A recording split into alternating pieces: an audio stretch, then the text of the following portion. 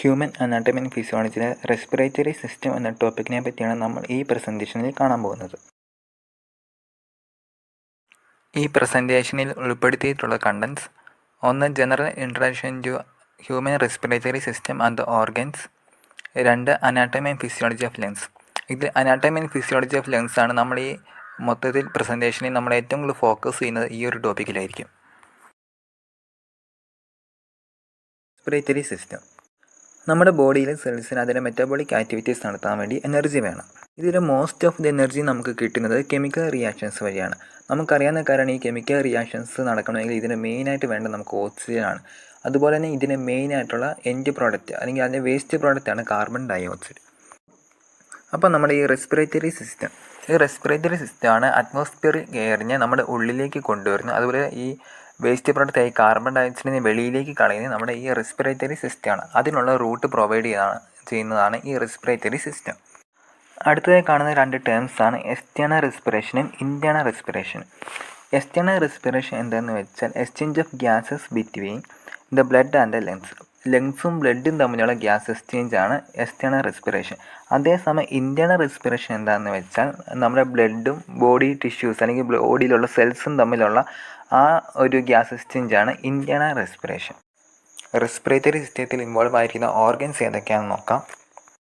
ആദ്യം atmospheric air നമ്മുടെ ബോഡിയിലേക്ക് enter ചെയ്യുന്നത് നമ്മുടെ നോസ് വഴിയാണ്. അപ്പോൾ ആദ്യത്തെ ഓർഗനാണ് നോസ്. പിന്നെ ഫാരിങ്സ്, പിന്നെ ലാരിങ്സ്, ട്രക്കിയ രണ്ടായിട്ട് ഡിവൈഡ് ചെയ്യുന്നു 2 ബ്രോങ്കൈ. പിന്നെ ബ്രോങ്കൈ സബ് ഡിവൈഡ് ചെയ്ത് ബ്രോങ്കിയോൾസും സ്മോളർ എയർ പാസേജസും ആയിട്ട് ഡിവൈഡ് ചെയ്യുന്നു.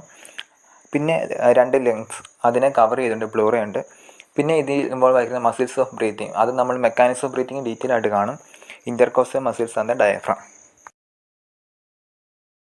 Nose and nasal cavity. നമ്മുടെ ബോഡിക്കുള്ളിലേക്ക് എയർ എൻ്റർ ചെയ്യുന്ന മെയിൻ റൂട്ടാണ് നോസ് ആൻഡ് നേസൽ ക്യാവിറ്റി. ഈ നോസ് ആൻഡ് നേസൽ ക്യാവിറ്റി ഇതൊരു ഇറഗുലർ ക്യാവിറ്റിയാണ്. ഇതിനെ ഈക്വൽ പാസേജ് ഡിവൈഡ് ചെയ്തുകൊണ്ട് സെപ്റ്റം ഉണ്ട്. പിന്നെ ഇതിനെ ലൈനിങ് എന്ന് വെച്ചാൽ സീലിയേറ്റർ കോളംനാർ എപ്പിത്തീലിയമാണ്. ഈ സീലിയേറ്റർ കോളംനാർ എപ്പിത്തീലിയത്തിനുള്ളിൽ ഗോബ്ലറ്റ് സെൽസ് ഉണ്ട്. ഗോബ്ലറ്റ് സെൽസിൻ്റെ ഫംഗ്ഷനാണ് മ്യൂക്കസ് സെക്രീഷൻ. നമ്മുടെ നോസിൻ്റെ ഫങ്ഷൻസ് ഏതൊക്കെയാണെന്ന് വെച്ചാൽ 1 സ്മെല്ല്, പിന്നെ വാമിങ്, ഹ്യൂമിഡിഫിക്കേഷൻ, ഫിൽറ്ററിങ് ആൻഡ് ക്ലീനിങ്. ഇത്രയും ഫങ്ഷൻസാണ് നമ്മുടെ നോസിനുള്ളത്. അടുത്തത് ഫാരിങ്സ്. 12 തൊട്ട് 14 സെൻറ്റിമീറ്റർ നീളമുള്ള ഒരു ലോങ് പാസേജ് വേയാണ് ഫാരിങ്സ്. ഇതിനെ നമ്മൾ 3ആയിട്ട് ഡിവൈഡ് ചെയ്യുന്നുണ്ട്. 1 നാസോഫാരിങ്സ്, 2 ഓറോഫാരിങ്സ്, 3 ലാരിംഗോഫാരിങ്സ്. പിന്നെ ഇതിൻ്റെ ഫങ്ഷൻസ് എന്തൊക്കെയാണെന്ന് വെച്ചാൽ മെയിനായിട്ട് ഇത് ഒരു കോമൺ പാസേജാണ്. ഇതുവഴി ഫുഡും എയറും പാസ് ചെയ്യുന്നുണ്ട്. ഇത് രണ്ടും പാസ് ചെയ്യുന്നുണ്ട്. പിന്നെയുള്ള ഫങ്ഷൻസ് എന്തൊക്കെയാണെന്ന് വെച്ചാൽ വാമിങ് ആൻഡ് ഹ്യൂമിഡിഫൈയിങ്, ഹിയറിങ്, പ്രൊട്ടക്ഷൻ, സ്പീച്ച്. ഇത്രയുമാണ് ഇതിൻ്റെ ഫങ്ഷൻസ്. അടുത്തത് ലാരിങ്സ് അഥവാ വോയിസ് ബോക്സ് ആണ്. ഫാരിങ്സിൻ്റെ ഏറ്റവും ഒടുവിലത്തെ ഭാഗമായ ലാരിംഗോ ഫാരിങ്സും ട്രക്കിയയും തമ്മിൽ ബന്ധിപ്പിക്കുന്നത്. പ്യൂബേർട്ടിക്ക് ശേഷം മെയിൽസിൽ ഈ ലാരിങ്സ് ലാർജറായിട്ട് ഗ്രോ ചെയ്യും. ഇതിനാണ് ആദംസ് ആപ്പിൾ എന്ന് പറയുന്നത്. ഈ ആദംസ് ആപ്പിളാണ് മെയിൽസിൽ ഒരു ഡീപ്പർ വോയിസിന് കാരണമാകുന്നത്. പിന്നെ ഈ ലാരിങ്സിൻ്റെ ഫങ്ഷൻസ് എന്തൊക്കെയാണെന്ന് വെച്ചാൽ 1 പ്രൊഡക്ഷൻ ഓഫ് സൗണ്ട്, പിന്നെ speech, protection of the lower respiratory tract, passage way for air, humidifying, filtering and വാമിങ്. ഇത്രയും ഫങ്ഷൻസാണ് ലാരിങ്സിനുള്ളത്. ഇത് ട്രക്കിയ അഥവാ വിൻ പൈപ്പ്. ഇതിന് 10 തൊട്ട് 11 സെൻറ്റിമീറ്റർ വരെ നീളം കാണും. ഇതെന്ന് വെച്ചാൽ ലാരിങ്സിൻ്റെ കണ്ടിന്യൂവേഷനായിട്ട് താഴേക്ക് എക്സ്റ്റെൻഡ് ആവും. 5th thoracic vertebra വരെ എക്സ്റ്റെൻഡ് ആവും. എന്നിട്ട് കരീന എന്ന റീജിയനെ വെച്ച് ഇത് ലെഫ്റ്റ് ബ്രോങ്കൈ ആയിട്ടും റൈറ്റ് ബ്രോങ്കൈ ആയിട്ടും ഡിവൈഡ് ചെയ്യും. എന്നിട്ട് ഇതിനകത്ത് ഓരോ ബ്രോങ്കസും ഓരോ ലങ്സിനുള്ളിലേക്ക് പോകും. ഇതിന് സൈഡിൽ ഫിഗർ കാണിച്ചിട്ടുണ്ട്. ഇതിനകത്ത് 2 ബ്രോങ്കൈയും ഡിവൈഡ് ചെയ്യുന്നതൊക്കെ കാണിച്ചിട്ടുണ്ട്. അടുത്തത് anatomy and physiology of lungs.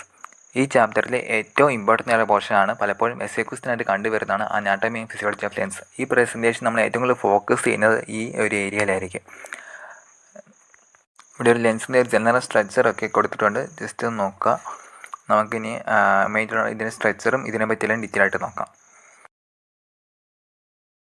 ഇനി നമുക്ക് ആദ്യം ലങ്സിൻ്റെ പൊസിഷനും പിന്നെ അതിൻ്റെ ഗ്രോസ് സ്ട്രക്ചറും നമുക്ക് നോക്കാം. അപ്പം നമുക്കറിയാം, നമുക്ക് ലങ്സ് 2 എണ്ണമാണുള്ളത്. അപ്പം നമ്മുടെ തൊറാസിക് ക്യാവിറ്റിയുടെ മിഡ് ലൈൻ ഉണ്ട്. ആ മിഡ് ലൈനിൻ്റെ ഇരുവശത്തുമായിട്ടാണ് ഓരോ ലങ്സും കാണപ്പെടുന്നത്. ഈ ലങ്സിൻ്റെ ഷേപ്പ് ഒരു കോൺ ഷേപ്പാണ് ഇതിനുള്ളത്. പിന്നെ ഇതിന് അപ്പറ്റ്സ് ഉണ്ട്, പിന്നെ ഒരു ബേസ് ഉണ്ട്, കോസ്റ്റൽ സർഫസ് ഉണ്ട്, മീഡിയൽ സർഫസ് ഉണ്ട്. ഇനി ഓരോന്ന് പറയുമ്പോൾ ആ ഫിഗറിലേക്ക് ഒന്ന് നോക്കിക്കോണം. അപ്പോൾ നമുക്കൊന്നുകൂടെ ക്ലിയർ ആയിട്ട് മനസ്സിലാക്കാൻ പറ്റത്തുള്ളൂ. ഇനി ഈ അപ്പറ്റ്സ് എന്ന് വെച്ചാൽ നമ്മുടെ ആ ലങ്സിൻ്റെ മോൾ ഭാഗത്ത് നോക്കണം. ആ മോൾ ഭാഗത്ത് റൗണ്ട് ആയിട്ടിരിക്കുന്ന ഭാഗമാണ് അപ്പെക്സ്. അതെന്ന് വെച്ചാൽ നമ്മുടെ ബോഡി വെച്ച് സ്ട്രക്ചർ പറയുമ്പോൾ നമ്മുടെ നെക്കിൻ്റെ റൂട്ടിൻ്റെ ഭാഗത്തായിട്ട് നമ്മുടെ ക്ലാവിക്കൽ ബോണുണ്ട്. അതിൻ്റെ 1/3 നിന്ന് ഒരു 25 മില്ലിമീറ്റർ മുകളിലായിട്ടാണ് ഈ അപ്പെക്സ് കാണപ്പെടുന്നത്. ആ ഫിഗർ നോക്കുമ്പോൾ തന്നെ കാണാം, ക്ലാവിക്കൽ ബോൺ അവിടെ കാണിച്ചിട്ടുണ്ട്. അപ്പം അവിടുന്ന് നമ്മൾ നോക്കുമ്പോൾ ആ 25 മില്ലിമീറ്റർ മുകളിലായിട്ടാണ് ഈ അപ്പെക്സ്. ഇത് നമ്മുടെ ഫസ്റ്റ് റിബിൻ്റെ വളരെ ക്ലോസ് ആയിട്ടാണ് കിടക്കുന്നത്. ഫസ്റ്റ് റിബും പിന്നെ ബ്ലഡ് വെസൽസ് ഉണ്ട്, പിന്നെ നമ്മുടെ നെക്കിൻ്റെ റൂട്ടിലേക്കുള്ള നെർവ്സും ബ്ലഡ് വെസൽസും ഇതിനെല്ലാം വളരെ ക്ലോസ് ആയിട്ടാണ് ഈ അപ്പെക്സ് എന്നുള്ള ഭാഗം നമ്മൾ കാണപ്പെടുന്നത്. അടുത്തത് ബേസ്. ഈ ബേസ് എന്ന് വെച്ചാൽ ഡയഫ്രത്തിൻ്റെ അപ്പർ സർഫസിലായിട്ടാണ് കാണപ്പെടുന്നത്. ഇതിൻ്റെ ഷേപ്പ് എന്ന് വെച്ചാൽ താഴോട്ട് നോക്കുമ്പോൾ മനസ്സിലാവും, അതൊരു കോൺകേവ് സെമിലുലാർ ഷേപ്പാണ് ഈ ബേസിനുള്ളത്. ഇനി അടുത്തത് കോസ്റ്റൽ സർഫസ്. ഈ കോസ്റ്റൽ സർഫസ് എന്ന് വെച്ചാൽ നമ്മുടെ കോസ്റ്റൽ കാർട്ടിലേജസ്, റിബ്സ്, പിന്നെ ഇൻ്റർകോസ്റ്റൽ മസിൽസ് ഇതിനെല്ലാം എഗെയിൻസ്റ്റ് ആയിട്ട് കാണപ്പെടുന്നത്. അതായത് നമ്മുടെ ഈ ലങ്സിൻ്റെ മൊത്തത്തിലുള്ള ആ വെളി കാണുന്ന അത്രയും ഭാഗമാണ് ഈ കോസ്റ്റൽ സർഫസ് എന്നുകൊണ്ട് നമ്മൾ ഉദ്ദേശിക്കുന്നത്. അതായത് ആ ലങ്സിന് ചുറ്റുമുള്ള അത്രയും ഭാഗമാണ് ആ കോസ്റ്റൽ സർഫസ്. ഇതിനെല്ലാം എഗെയിൻസ്റ്റ് ആയിട്ട് കിടക്കുന്ന ആ ചുറ്റുമുള്ള അത്രയും ഭാഗമാണ് ഈ കോസ്റ്റൽ സർഫസ്. അടുത്താണ് മീഡിയൽ സർഫസ്. മീഡിയൽ സർഫസ് എന്ന് വെച്ചാൽ നമുക്ക് 2 ലെൻസാണ് ഉള്ളത്. അപ്പോൾ ഈ 2 ലെൻസിന് മീഡിയൽ സർഫസ് ഉണ്ട്. ഈ മീഡിയൽ സർഫസ് അങ്ങോട്ടും ഇങ്ങോട്ടും ലെൻസിന് ഫേസ് ചെയ്തിരിക്കുകയാണ്, അങ്ങോട്ടും ഇങ്ങോട്ടും ഫേസ് ചെയ്തിരിക്കുകയാണ്. അപ്പോൾ ഇതിന് നടുക്കൊരു സ്പേസ് ഉണ്ട്, ഈ ലെൻസിന് രണ്ടിനും നടുക്കൊരു സ്പേസ് ഉണ്ട്.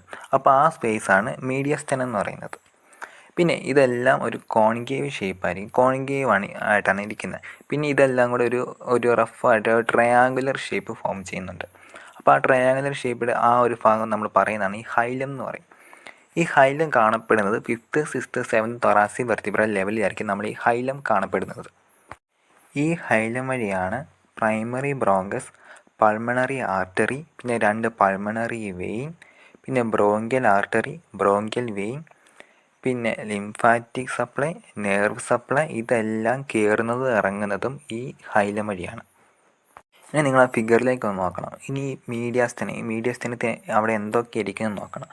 ഒന്ന് അവിടെ ഹാർട്ട് ഇരിപ്പുണ്ട്, പിന്നെ ഗ്രേറ്റ് വെസൽസ് എന്ന് വെച്ചാൽ കുറേ ബ്ലഡ് വെസൽസ്, അങ്ങനത്തെ പൾമണറി ബ്ലഡ് വെസൽ, അങ്ങനെ കുറേ സംഭവങ്ങളുണ്ട്. പിന്നെ ട്രക്കിയ, പിന്നെ റൈറ്റും ലെഫ്റ്റും ബ്രോങ്കയുണ്ട്, പിന്നെ ഈസോഫാഗസ് കണ്ടില്ല, മണ്ടയിൽ ഒരു ബാക്കിലായിട്ട് കാണാം.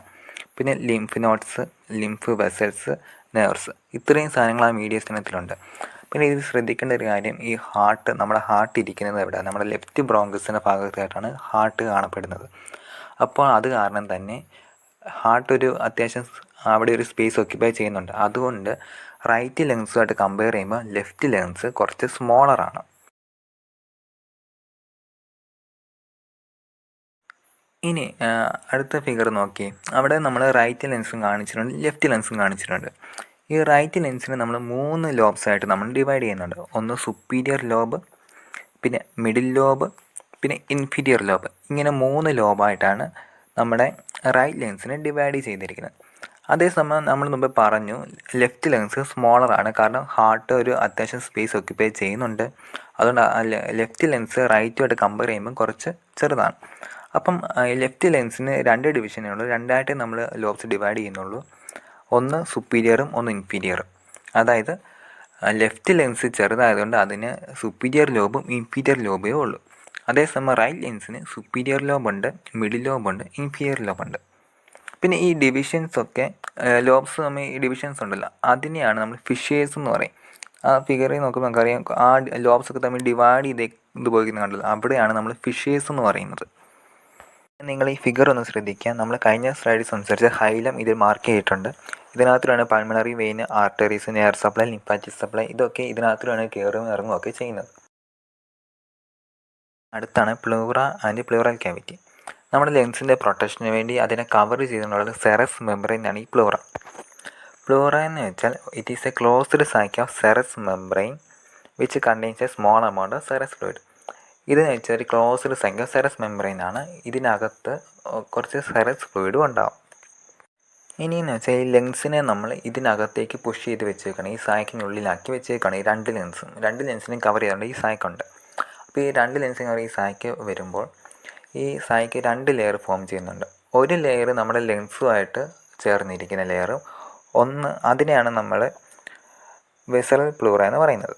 ഇത് ലെൻസിനെ കവർ ചെയ്തുകൊണ്ടിരിക്കും. ഇനി അതിൻ്റെ നടുക്കായിട്ടൊരു സ്പേസ് ഉണ്ട്, അതിലാണ് സെറസ് ഫ്ലൂയിഡ്. അത് കഴിഞ്ഞിട്ട് വെളിയിലത്തെ ഭാഗം, അതാണ് പരേറ്റിയൽ പ്ലൂറ. ഈ പരേറ്റിയൽ പ്ലൂറ എന്ന് വെച്ചാൽ നമ്മുടെ ചെസ്റ്റ് വോളുമായിട്ട് അതിർ ചെയ്യും. അത് ഡയഫ്രം, ചെസ്റ്റ് വോള്, പിന്നെ തൊറാസിക് സർഫസ്, ഇതൊക്കെ ആയിട്ട് ചേർന്നിരിക്കുന്ന ഭാഗമാണ് ഈ പരേറ്റിയൽ പ്ലൂറ.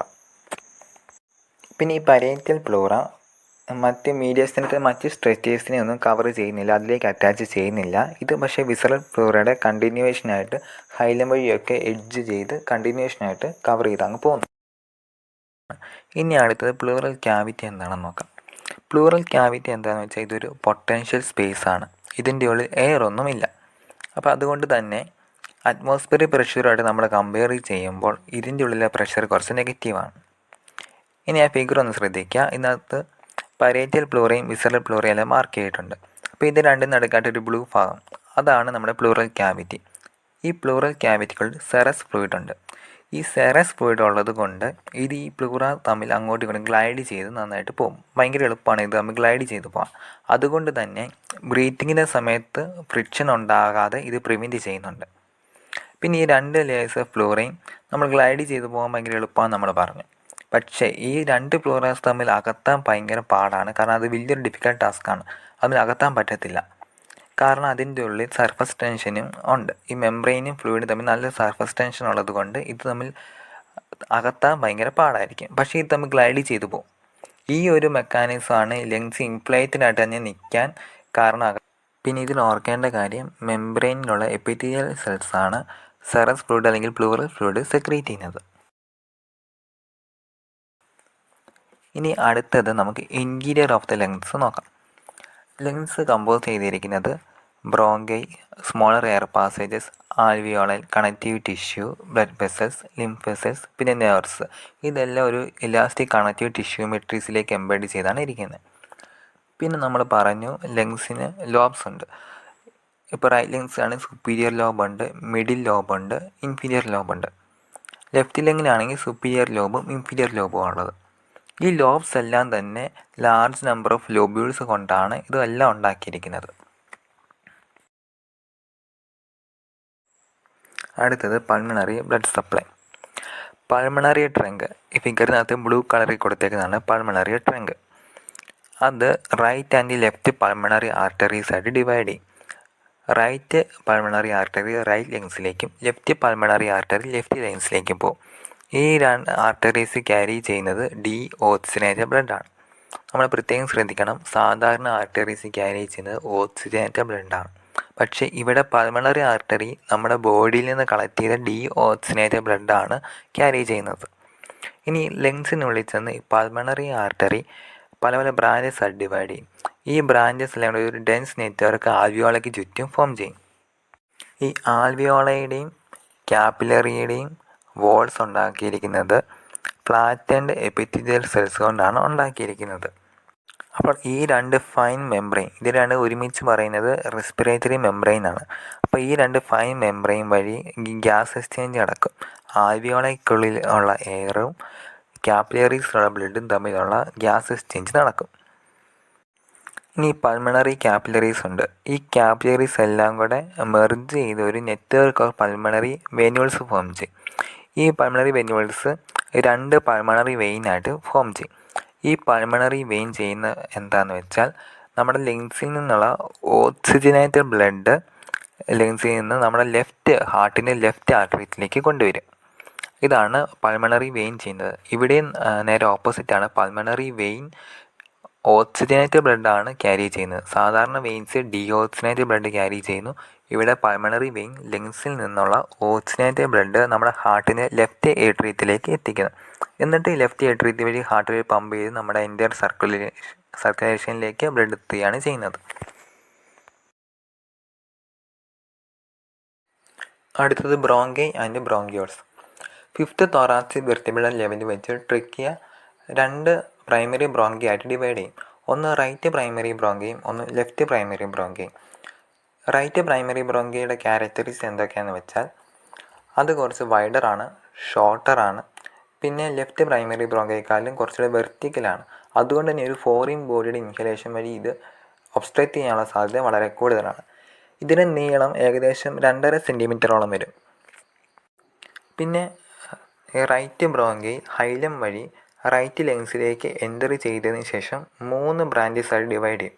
പിന്നെ ഈ 3 ബ്രാഞ്ചസ് വീണ്ടും കുഞ്ഞു കുഞ്ഞു ബ്രാഞ്ചസ് ആയിട്ട് വീണ്ടും സബ് ഡിവൈഡ് ചെയ്യും. ഇനി ലെഫ്റ്റ് പ്രൈമറി ബ്രോങ്കയെ പറ്റി പറയുവാണെങ്കിൽ ഇത് റൈറ്റ് പ്രൈമറി ബ്രോങ്കയെക്കാളും കുറച്ചുകൂടെ നാരോവറാണ്. ഇതിന് നീളം ഏകദേശം 5 സെൻറ്റിമീറ്ററോളം വരും.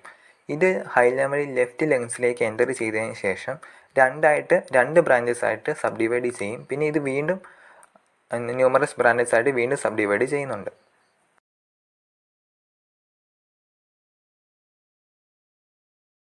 അടുത്തത് റെസ്പിറേറ്ററി, ബ്രോങ്ക്യോൾസ് ആൻഡ് ആൽവിയോളി. നമുക്കറിയാം ലങ്സിനെ പല പല ലോബ്സ് ആയിട്ട് ഡിവൈഡ് ചെയ്തിട്ടുണ്ട്. ഈ ലോബ്സിനെ വീണ്ടും ലോബ്യൂൾസ് ആയിട്ട് സബ് ഡിവൈഡ് ചെയ്തിട്ടുണ്ട്. ഈ ഓരോ ലോബ്യൂൾസിനും എയർ സപ്ലൈ ചെയ്യുന്നത് ടെർമിനൽ ബ്രോങ്ക്യോൾസ് വഴിയാണ്. ഈ ടെർമിനൽ ബ്രോങ്ക്യോൾസിനെ വീണ്ടും റെസ്പിറേറ്ററി ബ്രോങ്ക്യോൾസ്, ആൽവിയോളർ ഡക്റ്റും പിന്നെ സ്മോളർ എയർ സാക്സ് ആയ ആൽവിയോളയായിട്ട് സബ് ഡിവൈഡ് ചെയ്യുന്നുണ്ട്.